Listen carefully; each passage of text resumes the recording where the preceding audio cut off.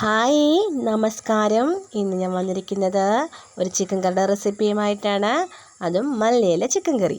കാരണം ഇതിനകത്ത് മല്ലിയിലയാണ് കൂടുതലായിട്ടും നമ്മൾ ആഡ് ചെയ്തിരിക്കുന്നത്. അപ്പോൾ നമുക്കിത് എങ്ങനെ ഉണ്ടാക്കുന്നത് നോക്കാം. ഞാൻ എടുത്തിരിക്കുന്ന 1.5 കിലോ ചിക്കനാണ്. 1.5 കിലോ ചിക്കനകത്ത് നമ്മൾ മുളക് പൊടി, മഞ്ഞൾപ്പൊടി, മല്ലിപ്പൊടി, മസാലപ്പൊടി, ഈസ്റ്റേൺ മസാലപ്പൊടി നിങ്ങൾക്ക് ഇഷ്ടമുള്ള ഏതാണെന്ന് വെച്ചെടുക്കാം. തൈര്, ഉപ്പ് ഒഴിച്ച് അരമണിക്കൂറേലും നമ്മൾ മാറ്റി വെക്കണം.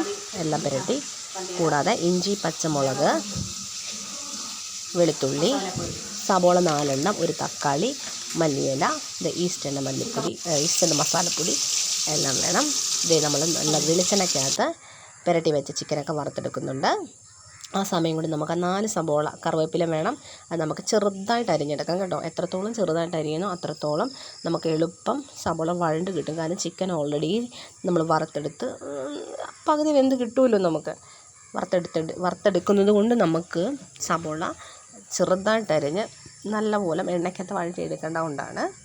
അപ്പോൾ നമുക്ക് സബോളയൊക്കെ നന്നായി അരിഞ്ഞെടുക്കാം. ആ സമയം കൊണ്ട് എടുത്തു വെച്ച ഇഞ്ചി, വെളുത്തുള്ളി, പച്ചമുളക് എല്ലാം ചതച്ചെടുത്തതും, ആ തക്കാളി അരിഞ്ഞതും, തേങ്ങാക്കൊത്ത് അരിഞ്ഞതും, മല്ലിയില അരിഞ്ഞതും ഒക്കെ നമുക്ക് എണ്ണയിൽ വറുത്ത് മാറ്റിയ ചിക്കൻ്റെ എണ്ണയ്ക്കകത്തോട്ട് നമുക്ക് സബോള വഴറ്റിയെടുക്കാം.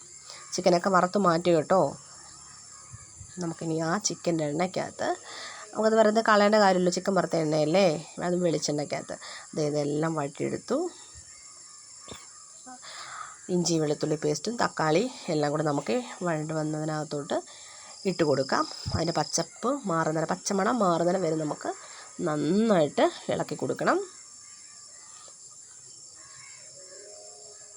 ഇത്രയൊന്നും പോരാ, നന്നായിട്ട് സബോള എത്രത്തോളം സോഫ്റ്റ് ആവുന്നു അത്രത്തോളം സോഫ്റ്റായി എല്ലാം ലയിച്ച് ചേരണം ഈ കറിക്കകത്ത്.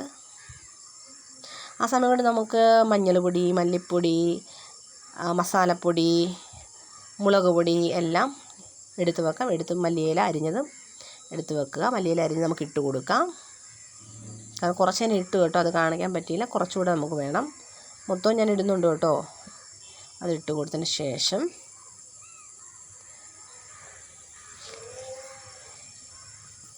എടുത്തു വെച്ച മസാല എല്ലാം നമുക്ക് ഇട്ട് കൊടുക്കാം.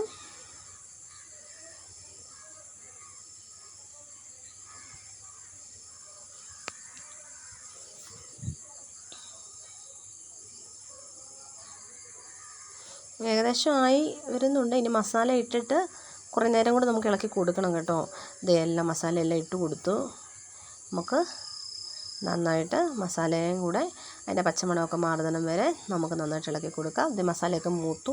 ആ സമയത്ത് എൻ്റേതായ ഒരു ടിപ്സാണ്. ഇഷ്ടമുള്ളവർ ഇട്ടാൽ മാത്രമേ, ഞാൻ ആരോടും ഇടണമെന്ന് പറയത്തില്ല. അല്പം പഞ്ചസാര. കാരണം ഈ മസാലയുടെ ഒക്കെ ഒരു കുത്തലിൻ്റെ ഒരു ചൊവ ഒന്ന് മാറാനായിട്ടാണ്. ഒന്ന് കറിയൊക്കെ ഒന്ന് ബാലൻസ് ആകും. ഉപ്പും എരിവും മധുരം ഒക്കെ ചെല്ലുമ്പോൾ ഒരുപാട് മധുരം ഒത്തിരി ഇടരുത് കേട്ടോ, ഒരു അല്പം. അതുകൂടി ഇട്ട് നന്നായിട്ട് ഇളക്കി കൊടുത്തതിന് ശേഷം ഒരല്പം ചൂടുവെള്ളമാണ് ഒഴിച്ചത്. അത് പോരാ, നമുക്ക് കറിയായിട്ടല്ലേ വെക്കുന്നത്. അപ്പോൾ നമുക്ക് ഇച്ചിരി വെള്ളം വേണം. പെരട്ടാണെങ്കിൽ നമ്മൾ മല്ലിയില ചിക്കൻ പെരട്ടാണെങ്കിൽ നമുക്ക് ചിക്കൻ ഇട്ട് കൊടുത്ത് നമുക്ക് ഉപയോഗിക്കാവുന്നതാണ്. ചിക്കൻ ഇട്ട് കൊടുത്തു. ഞാൻ പറഞ്ഞ പോലെ ഇത് പെരട്ടായി. ഈ പെരട്ടാണെങ്കിൽ നമുക്ക് ഇവിടെ കറി റെഡിയായി, എല്ലാം റെഡിയായി. നമുക്ക് ചപ്പാത്തിയുടെ കൂടെയോ ചോറിൻ്റെ കൂടെ എന്തിൻ്റെ കൂടെ, ബ്രെഡിൻ്റെ കൂടെയൊക്കെ കഴിക്കാം. പക്ഷെ ഞാനിന്ന് മല്ലിയില ചിക്കൻ ഫ്രൈ ചെയ്തിട്ട് കറിയാക്കുവാണ്. അപ്പോൾ നമ്മൾ വെള്ളം ഒഴിച്ച് കൊടുക്കുന്നുണ്ട്. ചൂടുവെള്ളം ഒഴിച്ച് കൊടുക്കുകയാണ് അത്രയും നല്ലത്. ഞാൻ ചൂടുവെള്ളം ഒഴിച്ച് കൊടുത്തു. നമ്മുടെ കറിയൊക്കെ ഇപ്പം തന്നെ തിളയ്ക്കും. കാരണം ചൂടുവെള്ളം ഒഴിച്ചുകൊണ്ട് പെട്ടെന്ന് തന്നെ കറി തിളയ്ക്കും. കറിയായി. നമ്മുടെ കറി ആയിട്ടുണ്ട്. മല്ലിയില ചിക്കൻ കറി ഇവിടെ തയ്യാറായി. നിങ്ങളെല്ലാവരും വീട്ടിൽ വെച്ച് നോക്കണം.